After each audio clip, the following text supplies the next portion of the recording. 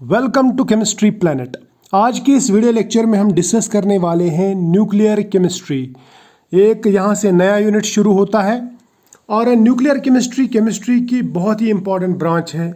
इसमें हम बहुत सारी चीज़ें डिस्कस करते हैं। फॉर एग्जांपल रेडियो एक्टिविटी क्या होता है और कौन सी सब्सटेंसेस रेडियो एक्टिव होते हैं। इसी तरह से न्यूक्लियर रिएक्शंस किस तरह की होती है, न्यूक्लियर ट्रांसफॉर्मेशन कैसे होती है, क्यों होती है, कौन से न्यूक्लियर रेडियो एक्टिव हो सकते हैं और कौन से नहीं।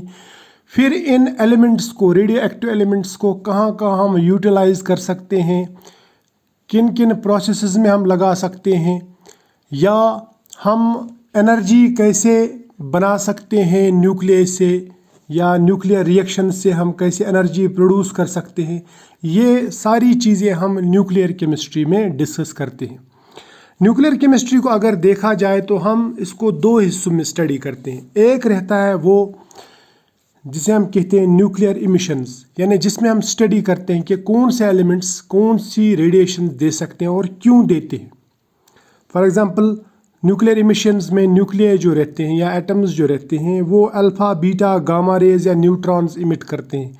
तो इसमें हम स्टडी करते हैं कि कौन सा एलिमेंट कब ये रेडिएशंस देगा और कब नहीं देगा और कितनी रेडिएशंस इससे निकल सकती है। इसी तरह से इसमें हम न्यूक्लियर रिएक्शंस डिस्कस करते हैं दूसरे पार्ट में, जिसमें हम ये देखते हैं कि न्यूक्लियर रिएक्शंस होती क्या है, कैसे होती है और क्यों होती है, कौन कौन से न्यूक्लियर में न्यूक्लियर रिएक्ट करते हैं, कौन से एटम्स में उनके न्यूक्लियर आपस में रिएक्ट नहीं करते। तो ये सब चीज़ें हम न्यूक्लियर केमिस्ट्री में डिस्कस करते हैं। लेकिन न्यूक्लियर केमिस्ट्री को समझने के लिए सबसे पहले हमें पता होना चाहिए कि एटम क्या है, एटम का स्ट्रक्चर कैसा है और उसका न्यूक्लियस कैसा है, और न्यूक्लियस में किस तरह के पार्टिकल्स रहते हैं। ये सब चीज़ें हमें पता होनी चाहिए। तो सबसे पहले हम देखते हैं एटम। एटम अगर देखा जाए तो एटम में दो पार्ट्स रहते हैं। एक रहता है सेंट्रल पार्ट जिसे हम कहते हैं न्यूक्लियस, और न्यूक्लियस से बाहर वाला जो पार्ट है उसे हम कहते हैं एक्स्ट्रा न्यूक्लियर पार्ट, जिसमें शेल्स रहते हैं। शेल्स में सब शेल्स में ऑर्बिटल्स और ऑर्बिटल्स में इलेक्ट्रॉन्स। तो मैं इसको ऐसे दिखा सकता हूँ। ये मान लो एक एटम है, ये इसका सेंट्रल पार्ट है, सेंट्रल पार्ट में न्यूक्लियस है, और ये जो बाहर का पार्ट है इसे हम कहेंगे एक्स्ट्रा न्यूक्लियर पार्ट। इस एक्स्ट्रा न्यूक्लियर पार्ट में ही शेल्स रहते हैं, और इन शेल्स में सब शेल्स, ऑर्बिटल्स, और फिर ऑर्बिटल्स में ये इलेक्ट्रॉन्स रहते हैं। ठीक। और जो न्यूक्लियस है, न्यूक्लियस यानी एटम जो रहता है, एटम के सेंटर पार्ट को हम न्यूक्लियस कहते हैं। ये न्यूक्लियस बहुत ही छोटा रहता है। इसका जो रेडियस है वो of the order 10⁻³ to 10⁻12 centimetre रहता है, यानी बहुत ही छोटा रेडियस रहता है।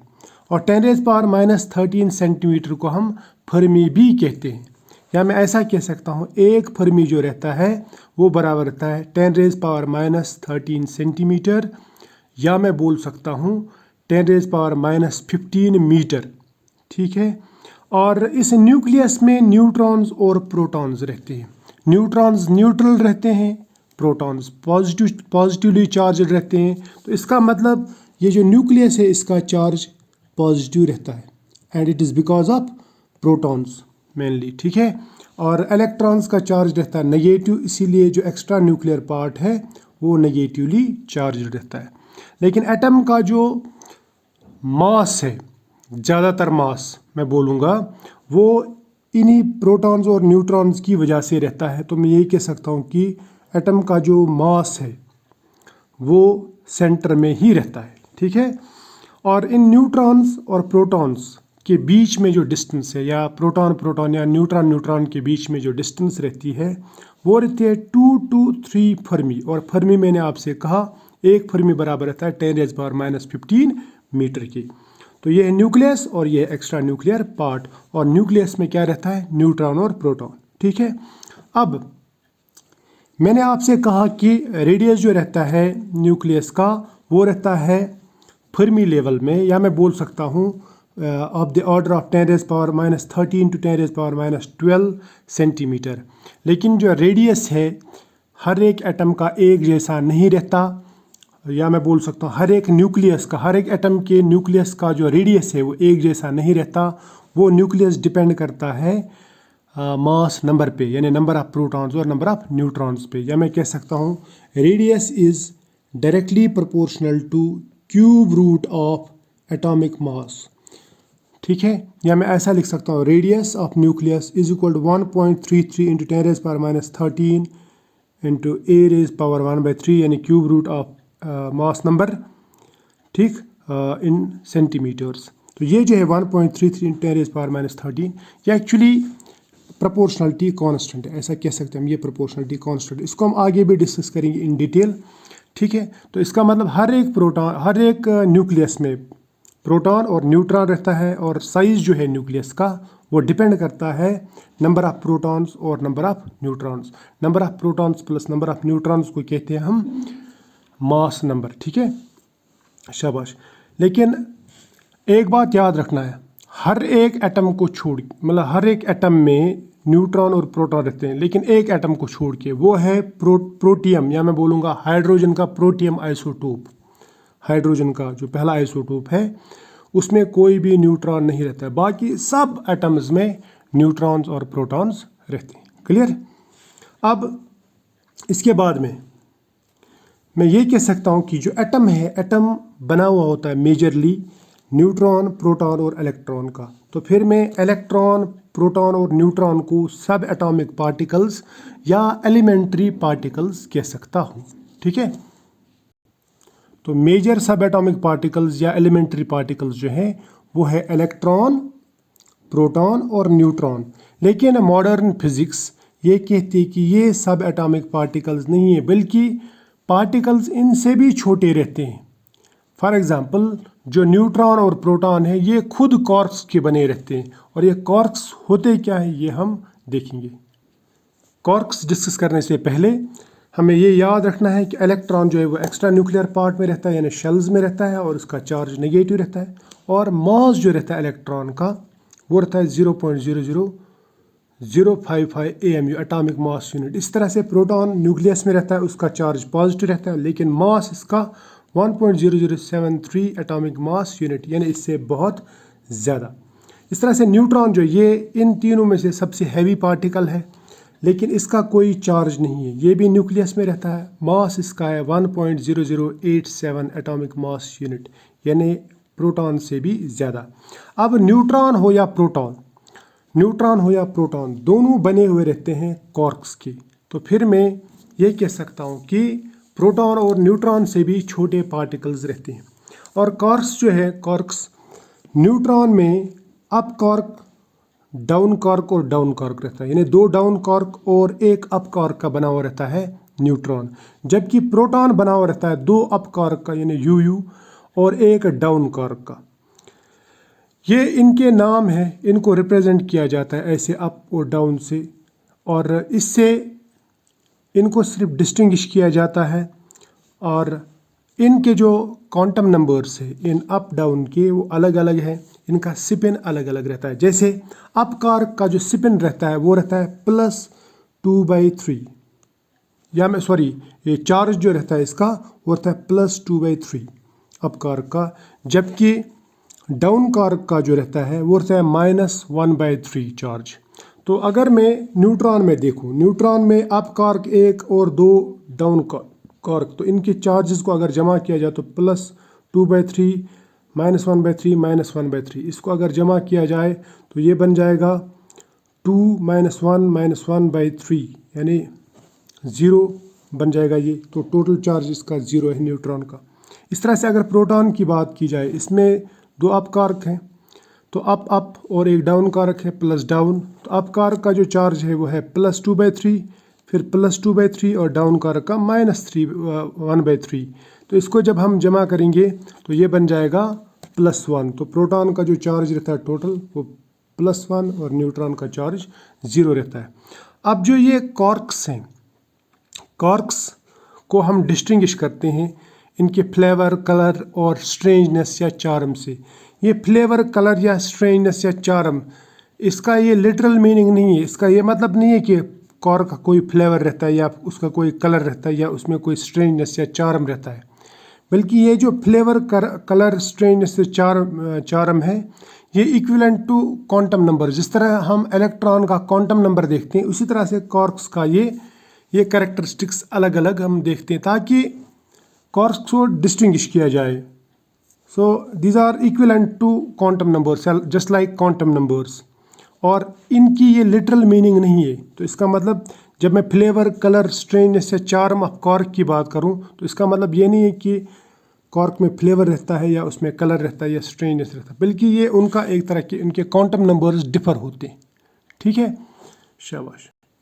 तो यहाँ से ये बात पता चलती है कि प्रोटॉन्स और न्यूट्रॉन्स से भी छोटे पार्टिकल्स मौजूद हैं, और इस तरह से इलेक्ट्रॉन्स। तो मैं ये बोल सकता हूँ कि इलेक्ट्रॉन, प्रोटॉन और न्यूट्रॉन को हम अभी तक सब एटॉमिक पार्टिकल्स बोलते थे या एलिमेंट्री पार्टिकल्स बोलते थे, लेकिन इनसे भी छोटे पार्टिकल्स हैं। और कुछ पार्टिकल्स तो ऐसे हैं जो सिर्फ रिएक्शन के दौरान नज़र आते हैं, बाद में गायब हो जाते हैं, हालांकि वो स्टेबल भी रहते हैं। और कुछ ऐसे हैं जो स्टेबल है ही नहीं, लेकिन ट्रांजिटरी उनकी एग्जिस्टेंस आ जाती है, यानी कुछ देर के लिए वो नमूदार हो जाते हैं या ज़ाहिर हो जाते हैं या पैदा हो जाते हैं। तो वो पार्टिकल्स भी हम यहाँ पे ही देखेंगे। तो इन अदर सब एटॉमिक पार्टिकल्स जो मैंने अभी बताया आपको, इसमें सबसे पहले हम स्टेबल लेंगे।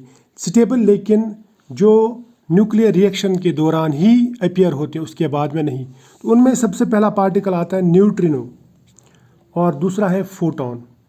न्यूट्रिनो का कोई चार्ज नहीं है, फोटॉन का भी कोई चार्ज नहीं है। न्यूट्रिनो का कोई मास नहीं है, फोटॉन का भी कोई मास नहीं है। फोटॉन को हम गामा से दिखाते हैं, जबकि न्यूट्रिनो को हम न्यू से दिखाते हैं। न्यूट्रिनो का स्पिन रहता है 1/2 और फोटॉन का स्पिन रहता है 1। न्यूट्रिनो का जो अपोजिट वाला है यानी एंटी पार्टिकल, उसको हम कहते हैं एंटी न्यूट्रिनो। ठीक है, तो इसका फोटॉन का जो अपोजिट पार्टिकल है वो खुद ही फोटॉन है, यानी फोटॉन का कोई अपोजिट पार्टिकल नहीं है, फोटॉन खुद ही अपना अपोजिट पार्टिकल है। ठीक, तो ये थे वो पार्टिकल्स जो स्टेबल हैं, लेकिन ये सिर्फ रिएक्शन के दौरान ही अपीयर होते हैं। अब कुछ अनस्टेबल पार्टिकल्स, या मैं बोलूँगा अनस्टेबल मेसन्स या मेसॉन्स। तो इनमें सबसे पहला जो पार्टिकल आता है वो आता है पायॉन, मगर चार्जड पायॉन। तो ये प्लस चार्जड पायॉन भी रह सकता है या नेगेटिव पायॉन यानी माइनस चार्जड पायॉन भी रह सकता है। दूसरा जो पार्टिकल है वो है न्यूट्रल पायॉन, और तीसरा जो है म्यूऑन। म्यूऑन प्लस चार्जर भी रह सकता है, माइनस चार्जर भी रह सकता है। अगर मैं पायॉन्स की चार्ज की बात करूंगा तो प्लस पायॉन का जो चार्ज रहता है वो +1 रहता है, नेगेटिव पायॉन का -1 और न्यूट्रल का 0। जबकि म्यूऑन में भी ऐसे है, +1 पॉजिटिव वाले का और नेगेटिव वाले का -1। अगर मैं इनके मास की बात करूंगा तो जो पॉजिटिवली चार्जड पायॉन रहता है उसका भी 273 मास रहता है एटॉमिक मास यूनिट्स में, और इसका भी 273 एटॉमिक मास रहता है।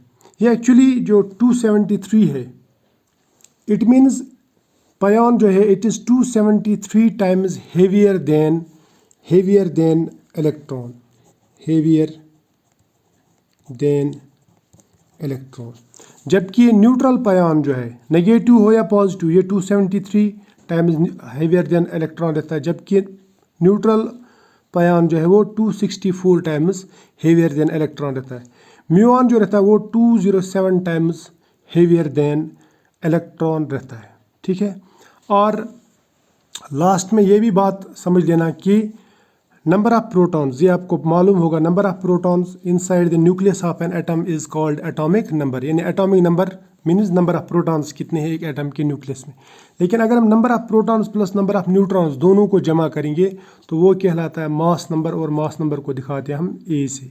ठीक है, और न्यूट्रॉन्स प्लस प्रोटॉन्स दोनों को हम कहते हैं न्यूक्लियॉन्स। ठीक है, और अगर किसी एलिमेंट को हमें रिप्रेजेंट करना हो और उसका एटॉमिक नंबर भी दिखाना है, मास नंबर भी, तो सपोज हमारे पास में एक एलिमेंट है x, तो उसका एटॉमिक नंबर लिखा जाता है यहाँ पे बॉटम पे यानी सबस्क्रिप्ट, और उसका जो मास नंबर है यानी number of protons plus number of neutrons वो लिखा जाता है यहाँ पे सुपरस्क्रिप्ट। तो इतनी बात याद रख लेना। ये था इंट्रोडक्टरी लेक्चर न्यूक्लियर केमिस्ट्री का, और नेक्स्ट लेक्चर में हम डिस्कस करेंगे कि न्यूक्लियाइड्स क्या रहते हैं और उनके टाइप्स पे या उनकी बेसिस पे हम कैसे एटम्स को क्लासिफाई कर सकते हैं।